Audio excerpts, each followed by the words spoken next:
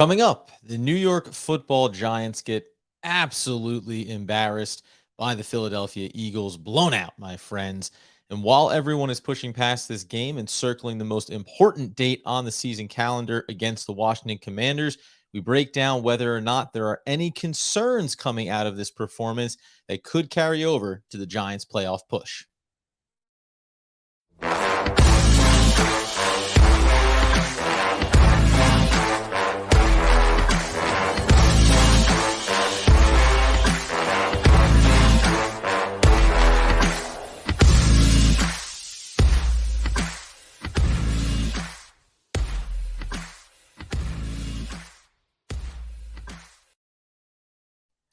Yes, my friends, it's OGP, the One Giant Podcast, where, as you know, I am one of your hosts, Adam Armbrecht, covering the Brooklyn Nets over on the Locked On Nets podcast, and joining us momentarily will be that season generational ticket holder, the healthy, wealthy, and wise. Wealthy? We'll get there.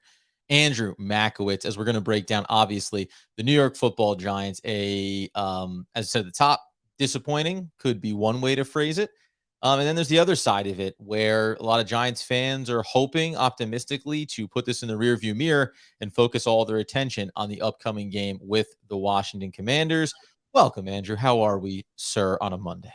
I mean, waking up to snow was nice. It's starting to feel like Christmas is upon us, which is good. It kind of We live different lives. I'm down by the beach. There's no snow here. Oh, well, we got a couple inches up by us. Very nice. Right near the stadium. Would have been a great time to have a Sunday night football game at the stadium for the Giants, knowing that probably the weather being even worse may have helped us slightly in what was, other than that, a pretty miserable game for the Giants. Well, there's Andy, ever the optimist, trying to find a silver lining of what could have been. If only they had let it snow. 48-22 could have been as, I don't know, what do you want to say, Andy? As good as 45-26? Could have been a lot different for us. Yeah. I don't know. They don't like Santa. They boo Santa in Philadelphia. So maybe it would have thrown them off the game a little bit. You see where I'm going with this? I like psychological. Yeah, I like the psychological warfare there. Listen, there's some things we want to not, jump ahead to Washington automatically, but in general, coming out of this game, fans, everybody, and there's a couple of key quotes from a couple of players coming out of this one too, but Giants fans seem to go, all right, what bad game, go ahead and forget about it. Let's move on.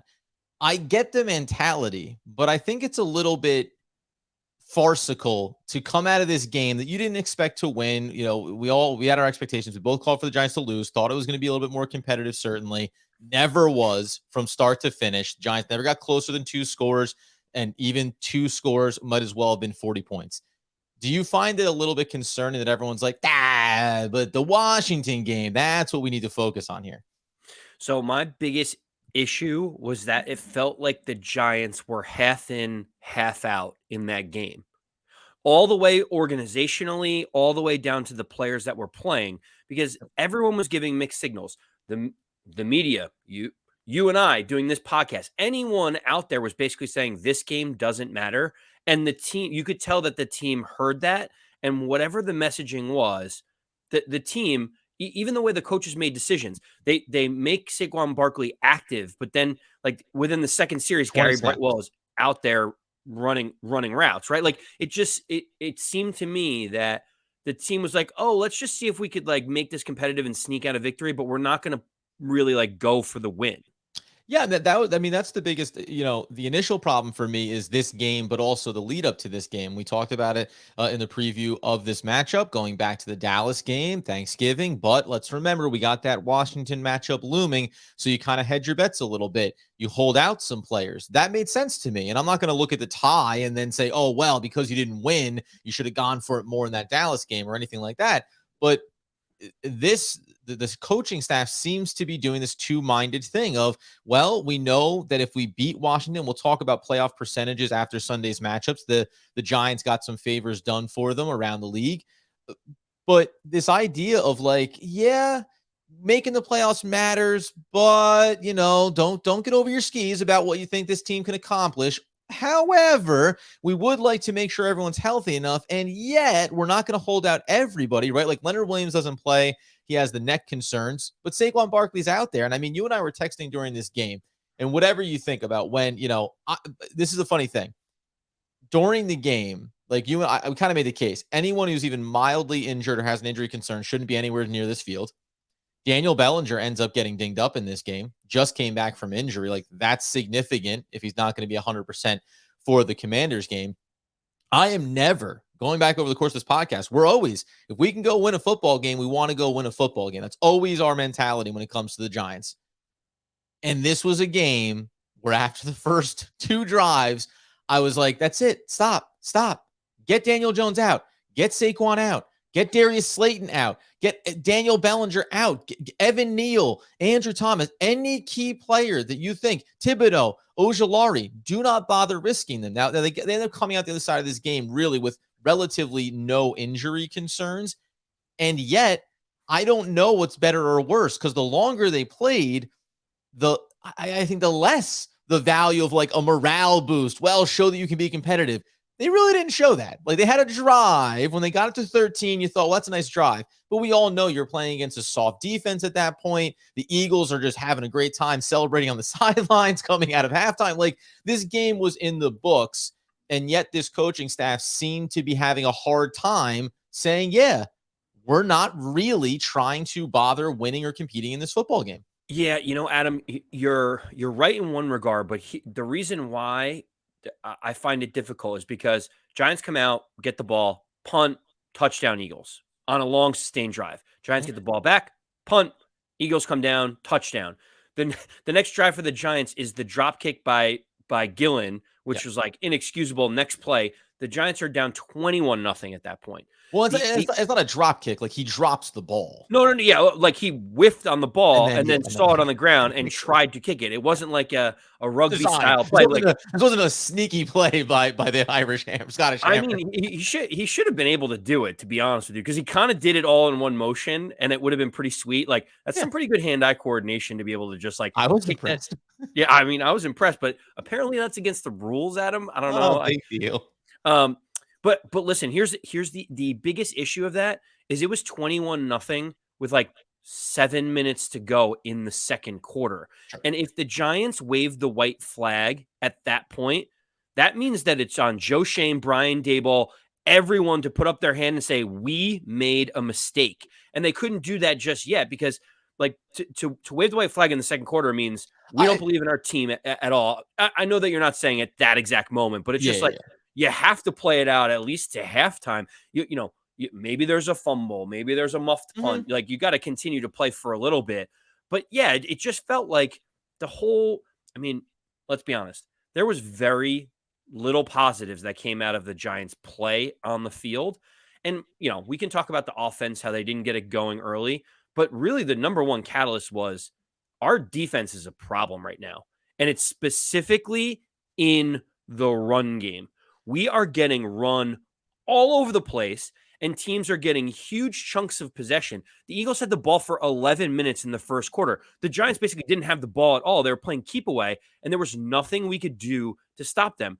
The Eagles ran for over 250 yards, Adam. Like, they literally had 253 yards. They decimated our defense, which just kept them on the field forever. And when you have guys like Zion Gilbert, Nick McLeod, all these different backup cornerbacks, it's just a matter of time before a good quarterback will make you pay. Yeah, I mean, I think we were talking like coming out of the second half and whether or not they should shut it down at some point there. And I get it. And you're paying these guys, and they want to be out there playing, and they think, listen, when you're down 13 in the second half, you think that you're only, to your point, one bounce, one play away. But it's like the high level view of this game is like, nah, fellas, we're not getting back. And to your point, the running game, man, 253 yards. And it's like, running quarterback. All right, fine. Take away all of Jalen Hurts' rushing yards. It's still 177. So, what I mean? Like, and this has been could be worse than the league. Would be worse than the league at that, right? Exactly. Right. Without even having the legs of Jalen Hurts involved in this game. He also throws for 217 in this one. Very clean game, 2 touchdowns, no interceptions, obviously. Miles Sanders gets 2 touchdowns. And then, of course, you highlighted this coming into this game, Boston Scott has to get a touchdown. 9 of his 16 now career touchdowns coming against the New York Giants. But this is, so before we go, I don't want to I want to push the pause on the negative here, because I think the way that I was approaching this game and kind of the way that I've been talking the last few weeks on the podcast is I'm going to take away the evaluation positives from any game, win or lose, because that in a lot of ways is the way that this season was initially supposed to be approached. And I'm not knocking, including myself, anyone for adjusting their expectations and getting hyped as the Giants started to win some football games. But I thought Azeez Ojulari had another very strong performance, right? I thought that Kayvon Thibodeau had that big sack, narrowly could have been a safety there, right? Played really well. And that could have been a big moment because you follow it up with Ellerson Smith, a name we haven't said on this podcast in weeks because, of course, year 2 on the team continues to have injury concerns and issues. He comes through with that punt block, gives us, gives an opportunity there potentially for the Giants. There's all these little moments across the game. Richie James, even before the late touchdown from Tyrod Taylor, did the things that we saw early in the year. Good, crisp route running, helping to move the chains, right? Like, there's these little things, little performances from individual players that I just pluck out and I go, hey, that looked nice. That looked good. And mostly the young guys is who I really care about, right? Guys that long-term are showing growth. Are there any because now it's going to go right back to the negative here, but are there any other guys that you like? Because even Daniel Bellinger, I thought pre-injury in this one, right? Doing exactly what we've seen him growing into here as well. Any other positive, just for player performances? We understand we're not trying to put lipstick on something here. It's just you take away what you can in a bad game like this. Yeah. I mean, I thought that Daniel Jones played okay. We just got completely blitzed out of the building. Like it was over before it even really started. So he kind of just had an okay performance. Well, on the offensive side of the ball, what was noticeable to me was I think the Giants have something in Isaiah Hodgins. He felt like someone that every time they're trying to get him the ball, he knows where he needs to be. He makes himself a big target to be available for Daniel Jones, and he doesn't try to do anything that his skill set wouldn't allow him to do. And for me, it's exciting to see, do we have, in our current situation, he's like our number 2 wide receiver. In reality, would he be a nice, like, complimentary 3, maybe a 4 that can get on the field in certain situations? I mean, that would be great if that's the case from a guy that we just plucked off the Buffalo practice squad. For me, I thought that he actually, not just in this game, but since he's been active on the roster, it feels like he's carved out a decent role for himself. Yeah, and for somebody who obviously knows familiarity with the system or whatever the influence from Brian Dable is, we know Kafka is calling the plays on the offensive side. It's one of those things where you go, well, he has familiarity from his previous stop, but everybody else on the roster should probably be pretty up to speed by this point, right? We are in week 14, so it's good to see it from him. And you're also like, so who's not getting it? Who's not quite getting there, right? But I did think he had a nice game as well. Converted the 2 point, had the scramble drill on the one touchdown, which was really well done. I don't know why I was going to give him a 2-point conversion. I don't know where my mind was going there. But on the other side of it, then, so I said about a couple of player quotes I want to touch on here. Saquon Barkley after the game says, yeah, I was surprised that I didn't get more usage. Obviously, we fall behind, changes the game script, et cetera, et cetera. But yeah, I thought I'd be used more. And obviously we have to play better. It starts with the leaders, starts with myself. Like that again ties into this idea of, I know you're just saying what you need to say kind of after a really bad loss, but I think Jihad Ward did a much better job encapsulating it. But for Saquon, I'm like, are you surprised? Because you're a little dinged up. You have not been playing well. Like, and this, I'm not going to knock Saquon Barkley because he was the exact reason we were winning games early in the season, but you haven't been playing well. The explosive dynamic, all of a sudden, watch out from nowhere. Saquon breaks a couple of tackles, gets outside, uses shiftiness, and breaks off a 40 or 50-yard run that ends up creating those change in positions on the field for the offense. They haven't been there. So that combined with the injuries and with the biggest game of the season coming up next week, it's like, yeah, listen, buddy, either you're hitting home runs early or you're not going to be a part of this. I, again, contest he never should have seen the field to begin with, but it is what it is, I guess, from that standpoint. Well, yeah, the quote's just kind of whatever to me because, you got to think about the game script and what happens, right? So the Giants get the ball and the 2 times that Daniel Jones drops back to pass, he gets sacked. And we're realizing very quickly that our offensive line is not going to be able to do anything against that huge defensive front of the Eagles. Like, it was very clear 35 seconds into that game, it was like, oh no, we're not ready for this in the trenches. Like on both sides of the ball, we were just not ready for this fight. And so at that point, when you're down 14-0 in the first quarter. They bring in Brightwell for a series just to spell things.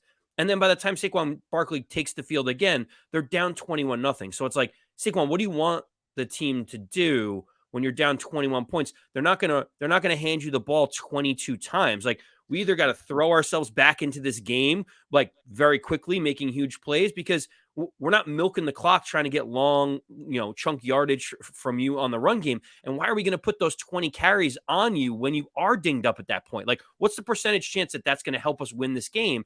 I'd rather you just stay fresh, get a limited amount of touches, and be ready for the big game coming up against Commanders. And this again ties back into it, right? Because, and I agree with you. It's like you can't run the ball 40 times in a game when you're down by 21 points, when you're down 2 scores consistently.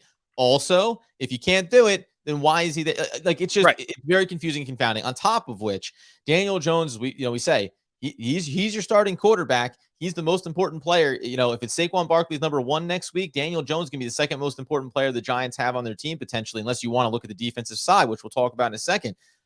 Why is he playing in this game? There were a couple of sequences. I mean, but besides the pressure and being a little bit under siege there, which he certainly was. I think it was, I can't remember, 16 times he got here, 13 to 16 times that he was getting pressured, hurried, etc. To your point, okay game. I think in the moments when you wanted to be quick and decisive, the throws weren't quite there, connecting with some of those short routes. But ultimately, man, there were 2 or 3 plays where he was scooting, getting dragged down, getting hit, and I went, what are we? We're one ankle twist away from saying Daniel Jones will not be available next week against the Washington Commanders. And that's where, again, I continue to be confounded by the process from the coaching staff. On the defensive side, sorry, go ahead. I was just going to make one more note. So obviously this game gets out of hand really quickly in the fourth quarter. Tyrod Taylor comes in. He ends up getting sacked 3 times. He gets destroyed on a blindside hit. He fumbles the ball. It was just a microcosm of like, our offensive line is really a challenge right now. Well, by the way, they put Matt Pert in there too. Tyrod Taylor comes in. They replace Andrew Thomas with Matt Pert. The very first play is like, whoop. I mean, well, and it makes you think, like, when Evan Neal was out, Matt Pert was in on the right side, and you're like, oh, this is what we're dealing with. But it's not. I mean, Andrew Thomas didn't play well. No, Evan Neal did not. Evan Neal did not play well in this game. And I'll quickly say, and this isn't a knock on Evan Neal. He's a rookie. We expect this. But I said this a couple weeks ago when he was coming back into the fold. Go look at the grades. Go look at the ratings. He has been marginally better than the other guys that they've thrown in at right tackle when he's been out. It's not a knock on him. It's just the reality of, like, if you think, oh, but once Evan Neal gets back in there, it'll really stabilize. There'll be times when it will. There'll be matchups when it will. But against games like this, with defensive fronts like this, with the interior that actually held up, okay at times in this game, but it's going to create problems. Yes, I would agree. And the last thing I'll say on the offensive side of the ball, on the offensive line, this is why we are struggling in the division, because the NFC East might have the best defensive fronts of any division in the entire league. You look at Dallas with having Micah Parsons as a game wrecker, DeMarcus Lawrence. You have everyone being able to get to the quarterback. Then you look at Washington, why we struggled so much. They have Darren Payne and Jonathan Allen, which in the interior is just one of the best tandems in the entire league. And when you look at Philadelphia and what they were able to do, they just brought in Linval Joseph and Ndamukong Suh. They have Jordan Davis. They've got Brandon Graham. Like, the list goes on and on for what they have. This is not going to get easier for the Giants. They have to figure something out on the offensive line, because this is what's going to happen 2 times a year against each of these different teams. Yeah, right. It's not just this season problem. This is a problem going forward unless you get yourself cemented up front, which is true every year, regardless of what the other teams in your division are doing. Defensively, Jihad Ward comes out after this game, and he takes full responsibility for it. It's not good enough from the defense. But specifically when he talked, they asked him about the rookies and the young players, and kind of saying, hey, you have to kind of expect this. They're not familiar with these types of games, with the big stage, the bright lights, the critical matchups, and keeping it clean. But he was like, no, that doesn't matter. And he's like, I don't look at any of these rookies as rookies anymore. You're in week 14. You got to be up to speed. You got to be ready to play. You have to come with it. And while we can sit here and say you don't have a Dory Jackson, like the secondary, no Xavier McKinney, it's a bit of a mess. Obviously, we all know that play down the right sideline and Julian Love, we're all pretty disappointed in the angle and the approach that he took on that particular play. And it's funny, you and I were texting during the game early, and one of the bright spots I put down, and it's hard to think about it now, was I was like, oh, well, Darnay Holmes is actually playing pretty well here. Had a nice couple of sequences. He's the one that gets burned on that touchdown pass, but it's supposed to be safety help over the top. And Julian Love goes for the flash play rather than just coming over and kind of being like, Tip, thanks so much for trying. Let's reset ourselves. It was a bad performance on that side of the ball. And I know you're missing players, but you still have Azeez Ojulari, you have Kayvon Thibodeau, you have Dexter Lawrence, right? Like, you have guys. A lot of it comes back to that run game. And we've talked about just not having the linebacking core here to support things. Yeah, the Julian Love piece to me was so frustrating because it was like we don't understand time and circumstance in that moment as well. That's what it felt like to me. Mm-hmm. Like, because if Julian Love knows that it's fourth down, it's actually a bad play to try to catch the ball. Because if you just bat it down, you get the ball 35 yards in front of where you were, as opposed to trying to catch an interception, then try to move it down the field. So it felt like the not understanding like time and distance and all that game factor was a real issue. And that's just one of many plays. Obviously, there were quite a few. Fabian Moreau got absolutely toasted as well by AJ Brown. It felt like that catch to be able to put them up 21-0 literally ended the game. But yeah, you mentioned Jihad Ward coming out with all these like, explicitives about people need to play better. It's on us. We got to look at the rookies. I kind of had this moment where it's like, we're putting this on the rookies. What? Like Jihad Ward, you had one tackle the whole entire game. Let's not make it seem like it's just the rookies. We got destroyed in the run game. Let me tell you, that's Dexter Lawrence, that's Jihad Ward, that's Justin Ellis. These are all veterans. When we talk about who is the middle linebacker, that's Jalen Smith, who has been a Pro Bowler before. It's like, hold on a second. Like, I know we're just going to throw this at the rookies, and we're going to have this narrative that it's all of the rookies. It's like, no, some of them are practice squad guys. You guys are veterans that need to be showing it on the field for them. Yeah, I mean, I don't think Jihad Ward wasn't saying it's the rookie's fault. He was saying, like, you have to step up in these spots. Like, it's a big spot. You have to play better. Who's stepping up? But my point is, I get what you're saying. My point is just, the point being is, in the performance, you can say Azeez Ojulari played very well, second-year player, but young guy, played very well, so you can't put it on him. Or Kayvon Thibodeau had some great sequences. And again, you can do this in every single player. Thibodeau bit down several times and allowed Jalen Hurts just to kind of wander out to the sideline. And again, that's supplemental to all the other plays where you thought, hey, he's coming along and progressing.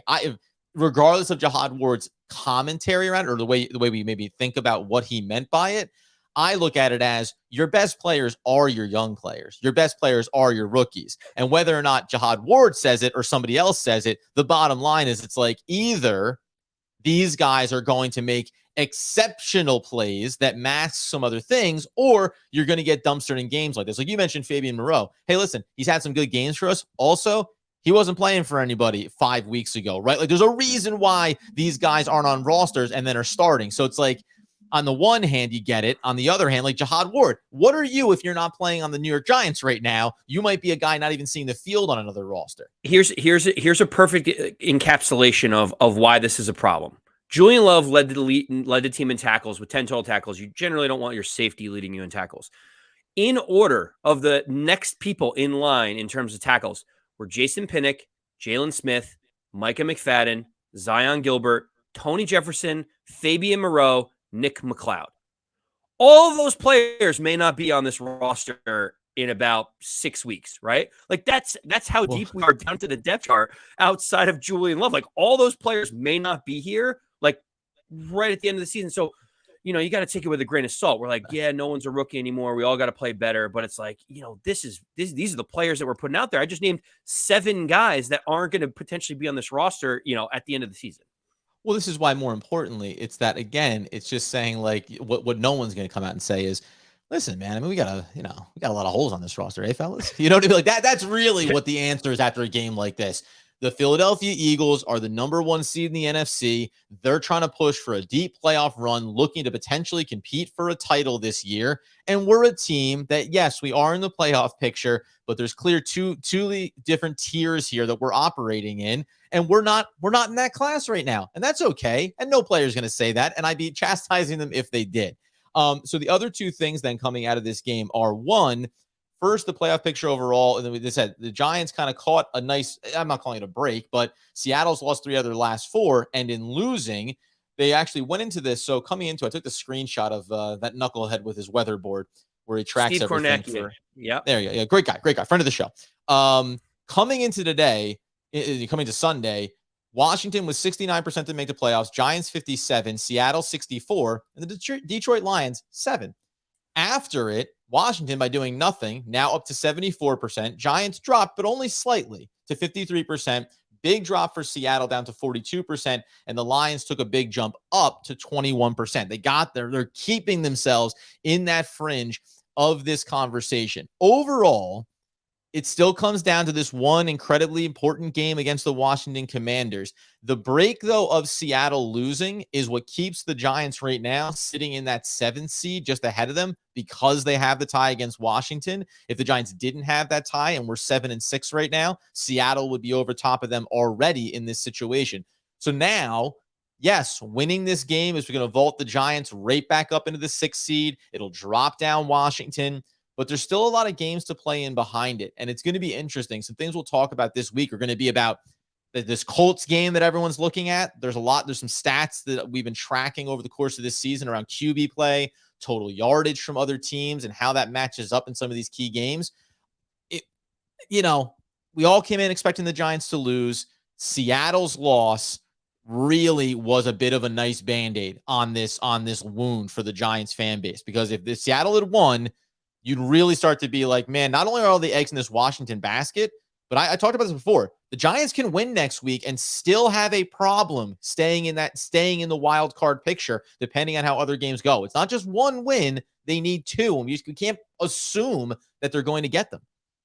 Yeah, I mean, look, other people have also said it now based on what happened with Seattle, if the Giants win this game, they have an 89% chance of making the playoffs. If they lose it, they drop down to about 22%. So it's like, it really shows how drastic it's going to move the Giants' odds to make the playoffs 30% up or 30% down, depending on what happens against the Commanders.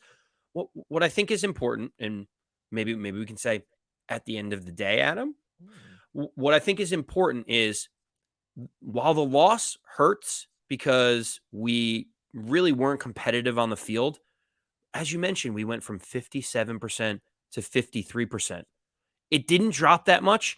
And more often than not, teams that are in this position make the playoffs rather than miss the playoffs. So as a Giant fan, you should feel like, okay, that loss hurts us pretty badly emotionally. But when you look at it, analytically, really, it didn't do as much damage as maybe it could have. Yeah, I mostly agree with you.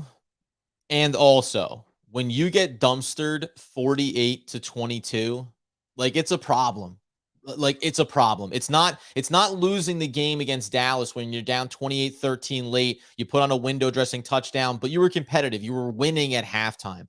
Nothing about yesterday's game was competitive for the New York Football Giants. And it was really indicative of, when Giants get behind, it's a really hard task for them to build themselves back up. You still circle this Commanders game. Washington is no Philadelphia. We all understand that. But you just played them and tied, right? Like, it's all out there on the table, and they've had a week off with their bye to prepare for this game. So while it doesn't change anything in terms of win, vault those percentages up, I'm not more confident. You know what I mean? Like, I'm not more confident going towards this game. So as we move forward this week, we'll obviously talk about the Washington matchup. There's some other things, opposing QBRs, win-loss records. I mentioned total yardage, passing yards, rushing yards. There's a lot of trends here that you can look at and say, this is why it's concerning on a season overall arc. And then there's also a reason why down the stretch, the Giants really can have some success here and cement their playoff position, which Andy and I both really want this team to accomplish. It matters to see this team move in the right direction, and losing 70% of your games down the back half of the season is not the right direction. You get over to YouTube, you subscribe, you help us move. We're pushing towards 2,000 subscribers, and that feels like a goal. That feels like something that I want to achieve. So help us do that over on YouTube. Get the podcast wherever you get those needs fulfilled. And until next time, when we'll continue breaking this game down and looking forward to the most important game maybe in a decade for the New York Football Giants, as Andy Makowitz would want, need, and nay, demand the people know. As always, let's go Big Blue.